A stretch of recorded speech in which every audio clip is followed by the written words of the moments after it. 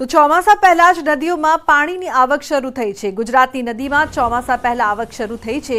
છોટાઉદેપુરની સાપણ નદીમાં આવ્યા છે નવા નીર। ક્વાંટની ઉમઠીની સાપણ નદીમાં નવા નીર આવ્યા છે। ક્વાંટ અને ક્વાંટ તેમજ ઉપરવાસના મધ્યપ્રદેશમાં ભારે વરસાદને પગલે સાપણ નદીમાં નવા નીર આવ્યા છે। ચોમાસા પહેલા જ ક્વાંટના ઉમેઠી ગામની સાપણ નદી વહેવા લાગી છે।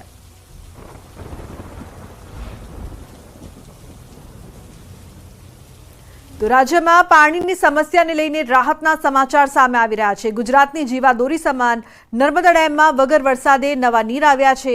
મહારાષ્ટ્ર અને મધ્યપ્રદેશમાં વીજ ઉત્પાદન શરૂ થતાં નર્મદા ડેમમાં પાણીની આવક થઈ છે। તો નર્મદા ડેમની મહત્તમ સપાટી 123.98 મીટર પર પહોંચી છે।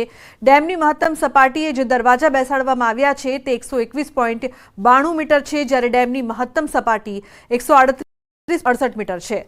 હાલ નર્મદા ડેમમાં ઉપરવાસમાંથી 94,000 ક્યુસેક પાણીની આવક થઈ રહી છે, જેને લઈને ગુજરાત માટે મેઇન કેનાલમાં 20,000 ક્યુસેક પાણી આપવામાં આવી રહ્યું છે।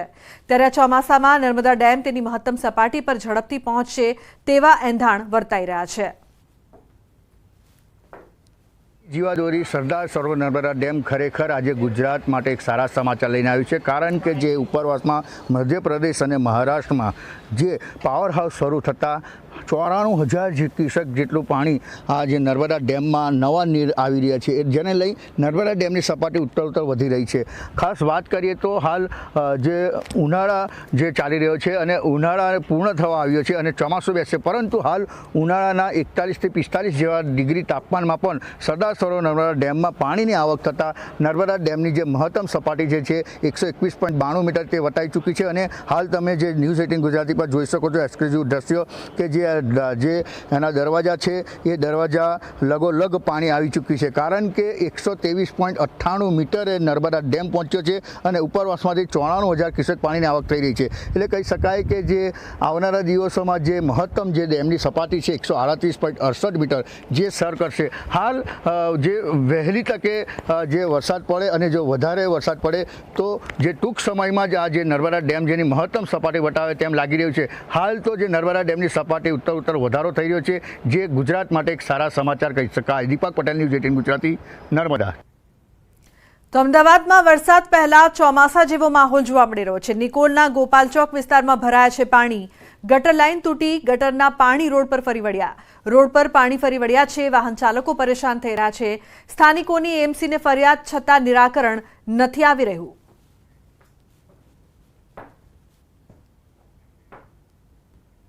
સમાચારનો પ્રવાહ યથાવત રહેશે। હાલ રોકાઈશું એક બ્રેક માટે। આપ જોતા રહો ન્યૂઝ 18 ગુજરાતી।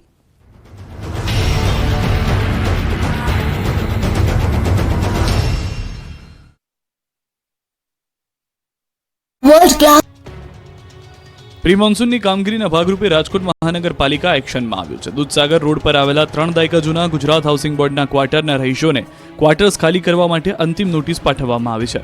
સાથોસાથ નળ કનેક્શન, વીજ કનેક્શન તેમજ ભૂગર્ભ ગટરના કનેક્શન પણ કાપી નાખવામાં આવ્યા છે। 50થી વધુ બ્લોકમાં રહેતા 696 જેટલા ક્વાર્ટર્સ જર્જરિત થઈ ચૂક્યા છે।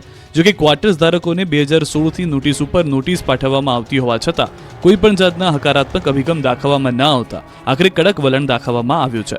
ચોમાસું નજીક છે ત્યારે તમામ લોકોનું ત્યાંથી સ્થળાંતર કરવું જરૂરી છે, જેથી કરીને ચોમાસા દરમિયાન બનતી અનિચ્છનીય ઘટનાઓ બનતી અટકાવી શકાય। લાઇટ 70 વર્ષથી હતી નથી અને હવે લાઇટ આવી છે। ન્યૂઝ 18 નો ખૂબ ખૂબ આભાર। ન્યૂઝ 18 નો ખૂબ આભાર માનું છું ને એમને ધન્યવાદ આપું છું।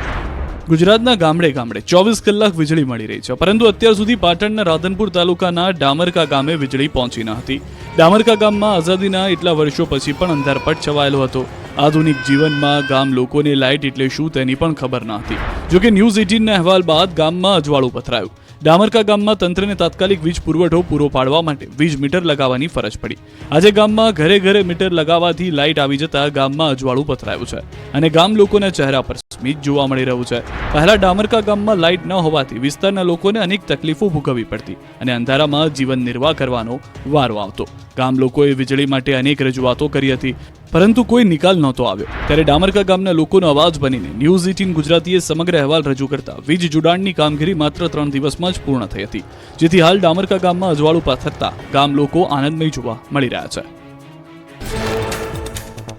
સાપુતારામાં કાળા ડિબાંગ વાદળો સાથે વરસાદ વરસ્યો. સાપુતારામાં ભારે બફારા વચ્ચે વરસાદથી વાતાવરણમાં ઠંડક પ્રસરી. શહેરના અનેક વિસ્તારોમાં ખાબક્યો વરસાદ.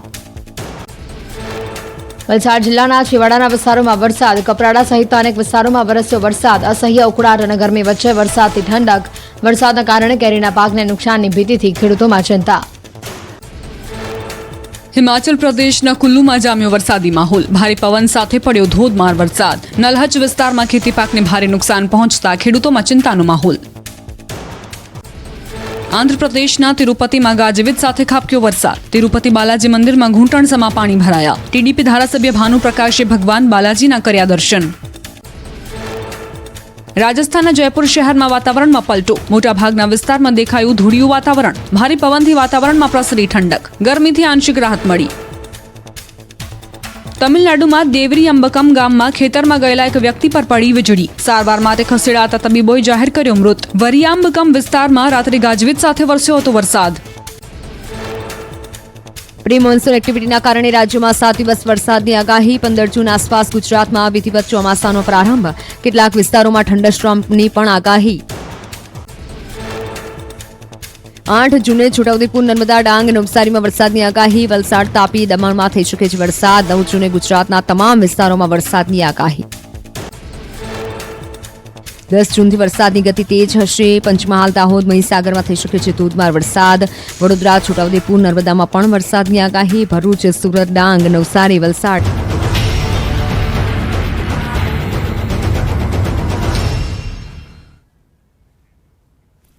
Welcome back. સમાચારમાં આગળ વાત કરીએ. વાતાવરણ કોઈ પણ હોય પરંતુ છેવટે તો તાતને જ રોવાનો વારો આવતો હોય છે.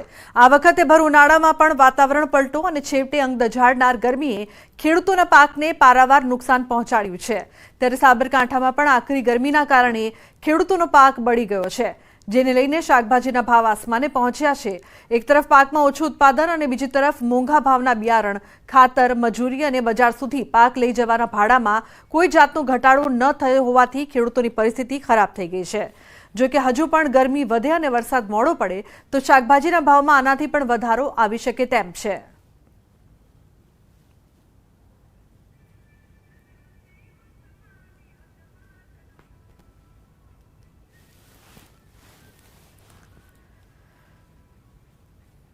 ગરમી વધવાના કારણે ખેડૂતોને જે પાકમાંથી ઉત્પાદન મળતા હતા, પહેલા જે હવે 10 થી 15 પાઉચ ભીંડા લઈને આવતા હતા, એની જગ્યાએ 4-5 પાઉચ થઈ ગયા છે. અતિશય ગરમીના લીધે બહુ ગરી પડે છે. દૂધી હોય તો દૂધીના બોપચા પડી જાય છે, ભીંડા હોય તો ભીંડાના ફૂલ ગરી પડે છે. એનાથી જે પ્રોડક્શન જે મળવું જોઈએ એ દારા ગરમીના લીધે ઘટતું જાય છે. એ પેલા 25 કપાઈ ગયો તારે, એના કારણે હાલ ભાવ બી પ્લસ થયા છે, પણ હમણાં માલ કપાઈ ગયો એટલે પૈસા તો એટલા જ આવે છે, મજૂરી એટલી લાગે છે. એટલે આ ભાવમાં તો કોઈ ના પોસાય.